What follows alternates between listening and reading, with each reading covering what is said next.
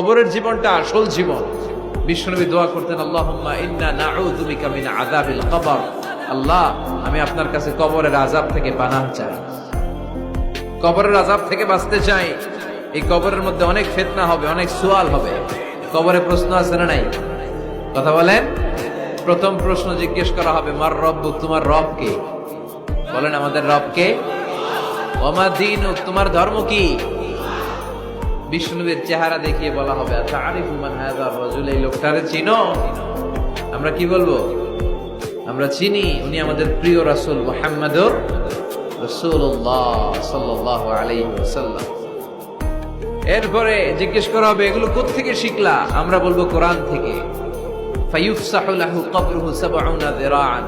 সুন্দর সুন্দর উত্তর করতে পারলে আপনার কবরটারে ৭০ হাত লম্বা করে দেন। ইফতাহু লাহু বাবুন ইলাল জান্নাহ, জান্নাতের দিকে একটা